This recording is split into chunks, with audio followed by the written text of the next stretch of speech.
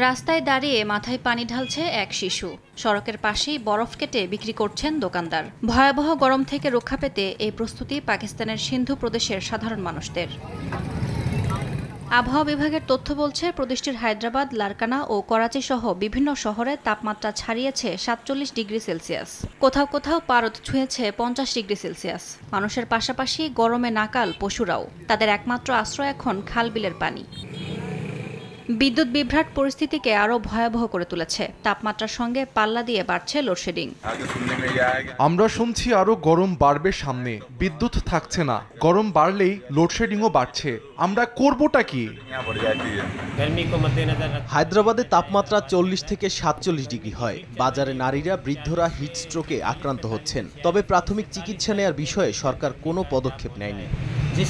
হায়দ্রাবাদের স্থানীয় হাসপাতালে প্রতিদিনই ভর্তি হচ্ছেন ৮০ থেকে ৯০ জন রোগী। এর মধ্যে অন্তত ৩০ থেকে ৪০ জনই হিটস্ট্রোকে আক্রান্ত বলে জানিয়েছেন চিকিৎসকরা। পাকিস্তানের আবহাওয়া অফিস বলছে, এই অবস্থা চলবে আরও একদিন। সবাইকে সরাসরি রোদ এড়িয়ে চলার এবং প্রচুর পানি পান করার পরামর্শ দিয়েছেন তারা। ইয়াসমিন অনন্যা, সময় সংবাদ।